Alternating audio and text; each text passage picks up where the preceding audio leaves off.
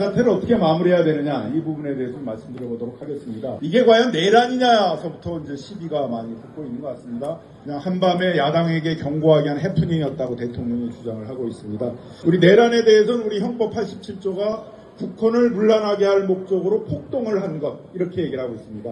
국헌을 문란하겠다는 것에 대해서 우리 헌법 91조는 헌법으로 정한 설립된 기관을 강압적으로 그 권한과 기능을 불가능하게 한 것을 국헌문란이라고 얘기하고 있습니다. 대표적으로 헌법기관인 국회가 계엄의 해산을 요구하지 못하도록 하기 위해서 국회의원들이 국회를 못 들어가게 막거나 국회의원들이 해산 요구를 하지 못하도록 체포 감금을 하거나 이런 게 전형적인 이제 국헌문란이 되겠죠. 헌법기관 헌법에 의해서 설립된 선거관리위원회가 민주적으로 관리한 선거 결과를 부정선거라고 하면서 뒤집겠다. 이런 게 전형적인 그런 국헌문란의 목적이 되지 않겠습니까?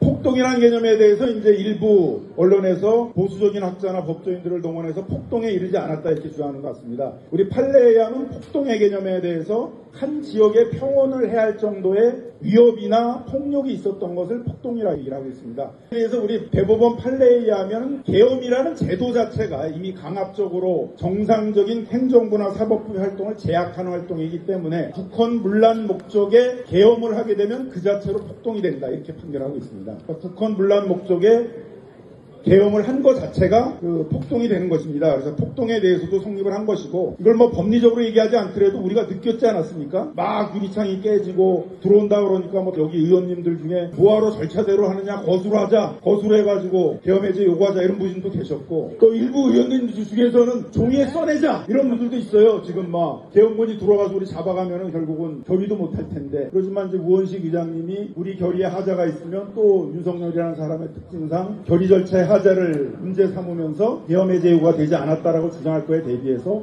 국회에서 정한 의결 절차대로 절차를 밟느라고 시간이 걸리기도 했습니다. 우리 스스로가 많은 위협과 공포 속에서 계엄해제 요구를 했던 거 맞죠?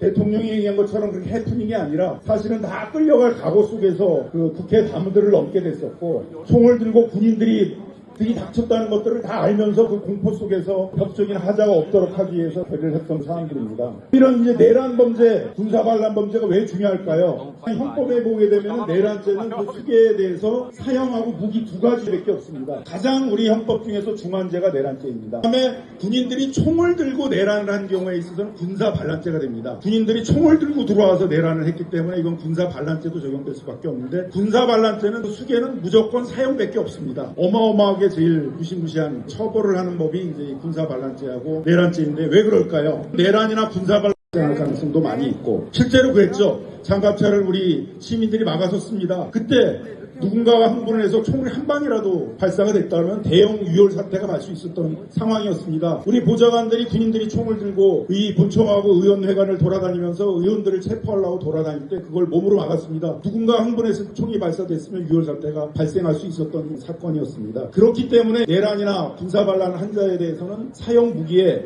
엄한 죄를 묻도록 되어 있는 것입니다. 만일 성공을 했다면 우리 민주주의는 크게 후퇴했을 것입니다. 언론 출판 집회 결사들은 다 금지됐을 거고 언론 기관들도 해산됐을 수도 있을 거고 여기 있는 기자진들도 잠시 쉬어야 될 상황이 됐을 수도 있었던 것입니다. 민주적 선진국가인 대한민국의 국격이 크게 하락했습니다. 이미 계엄이 해제됐는데도 불구하고 우리 대한민국은 여행 위험 국가로 지정이 돼서 여행이 제한되거나 여행이 금지되는 국가로 몰릴 상황이 됐습니다. 경제도 궁두박치고 있습니다. 이렇게 위기 상황이라고 인식이 되니까 외국인들의 돈이 쫙 빠져나가서 증시가 한 100포인트쯤 폭락한 상태이고 환율이 1,400이 넘는 우리가 역사적으로 1,400이 넘는 게 딱 3번 있었는데 그때마다 경제 위기를 겪었습니다. 근데 경제 위기를 겪었던 상황과 마찬가지로 환율이 1,400이 넘고 있습니다. 빨리 이 위기를 해결해야 됩니다. 그럼 빨리 이 위기를 어떻게 해결해야 됩니까? 갑자기 임기단축 개헌 얘기가 나오고 있습니다. 임기단축 개헌을 하기는 어떻게 됩니까? 국회에서 몇 개월 동안 논의해야 됩니다. 그 결과를 가지고 국민투표에 붙여야 됩니다. 적어도 6개월 이상 걸리게 됩니다. 6개월 이상 윤석열의 통치를 받아야 됩니다. 윤석열 대통령이 개헌 담화를 발표하는 거 보셨죠? 극도로 흥분돼 있습니다. 정상적인 상태에서 판단하는 것으로 보이지 않습니다. 위험한 사람에게 적어도 6개월이나 되는 기관들의 국정을 맡길 수는 없는 것입니다. 답은 정해져 있습니다. 임기단축 개헌이 아니라 오늘이 아니래도 내일이라도 탄핵을 통해서 반드시 직무를 정지시켜서 위험한 인간이 우리 대한민국을 위험의 나라로 위기의 나라로 몰아넣는 것들을 막아야 됩니다. 빨리 정상적인 상태로 우리 국가의 상태를 회복하고 그 상태에서 차분하게 탄핵 절차와 다음 선거를 준비하고 차분하게 다음 정권을 준비하는 것이 정도라고 생각합니다. 그래서 지금 단계에 있어서의 임기 단축 개헌이라는 것은 꼼수에 불과하다. 반드시 탄핵을 완수하자. 예, 마치도록 하겠습니다.